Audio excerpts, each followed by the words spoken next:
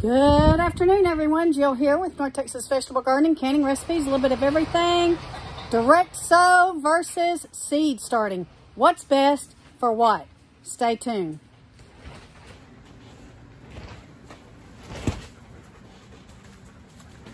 Okay, guys, there is lots of people that are wondering, what do you direct sow and what do you start in your little seed starter trays for your vegetable gardening in the spring and in the summer.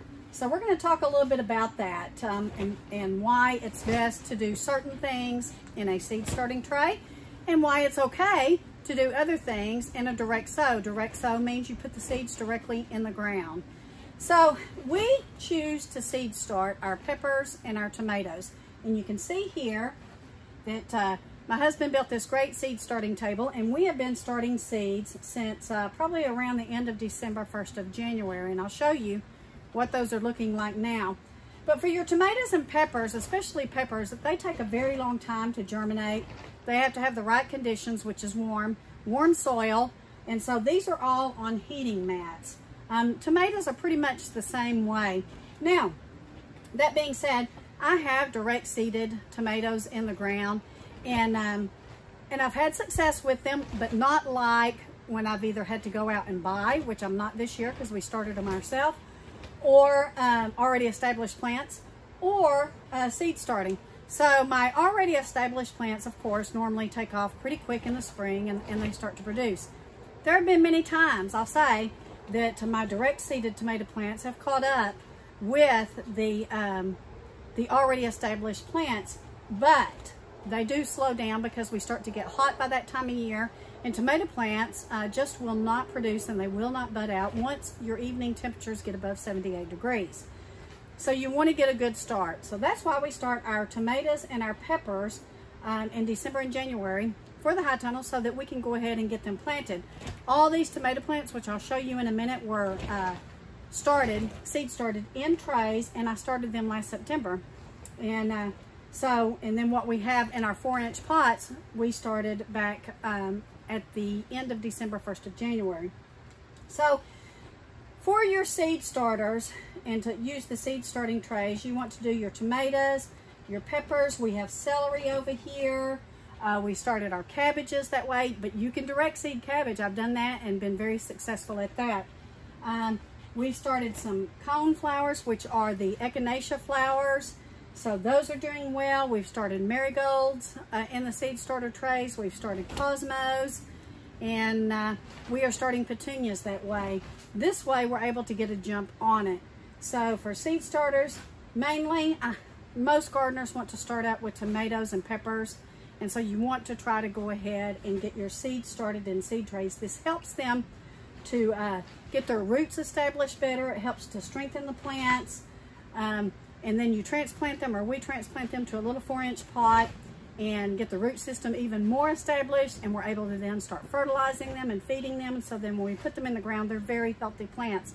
Let me show you what those look like. So these tomatoes were started around the end of December, 1st of January. We started them in the little seed trays, and now we have transferred them to 4-inch pots to let them get healthy. This way we can control the fertilization and the feeding, and we can control the climate and the water. And so when we go to transplant them, they're going to be a little bit more healthy, and they're probably going to get a little bit more established, and they're going to grow quite well.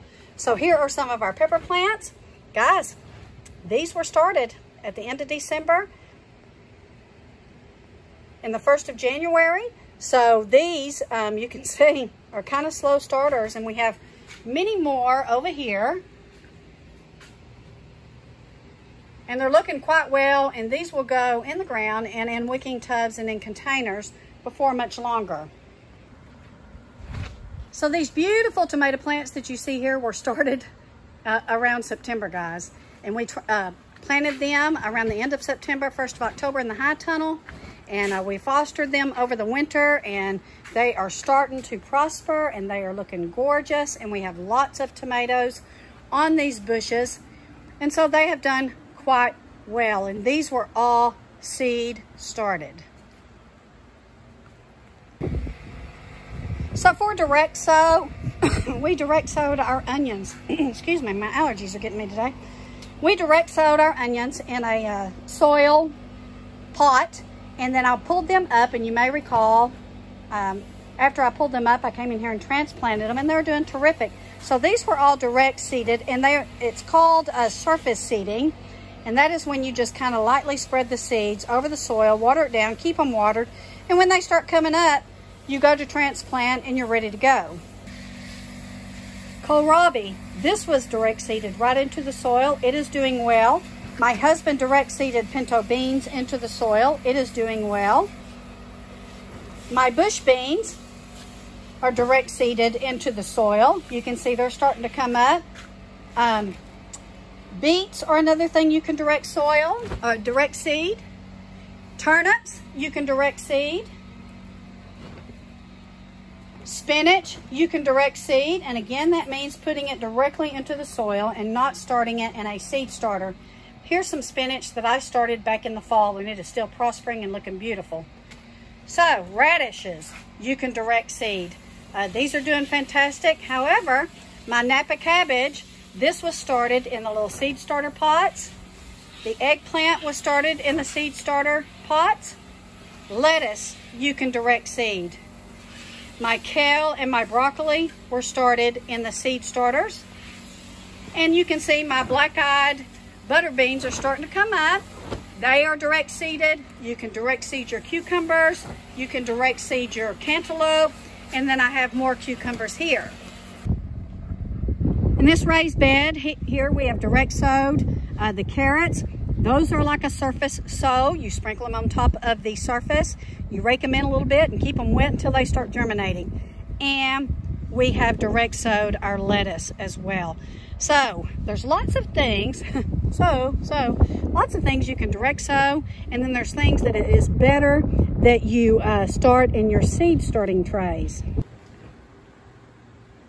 So guys, as you can see, there are just some things that you have to direct sow, and that's going to be your turnips, your beets, your spinach, your lettuces, your carrots, let's see, your onions. You want to direct sow. It just doesn't make sense to do in a seed starter. What you want to do in your seed starter are your peppers, your tomatoes. We've started some flowers. Let's see, what else? Oh, we started cabbage in the little seed starters. We have started kale. We have started our broccoli. Those are items that you can do in your seed starting trays. So direct sow almost seems like it's a seasonal type vegetable for your spinach and your beets and your turnips. Those are all cool weather plants, your carrots and your lettuce. However, there are a couple of summer plants that you can direct sow too, and that are your cucumber. That is your cucumbers, your squashes, your zucchinis, your cantaloupes, and your watermelons. Now we do use the mound method on our squashes and our cantaloupes when we plant them outside, our watermelons, and our zucchinis. And I did a video on that, on how to plant your squash and zucchini on the mound method. So anyway, hope this helps you out. Hope this helps you understand the difference between direct sow and seed starting trays. So we will be in touch. We have a lot more information, a lot more to share with you. We appreciate each and every one of you. Please hit that subscribe button and hit that like button so you know when I post a new video. We will be in touch. We got lots of great things going on. Stay tuned.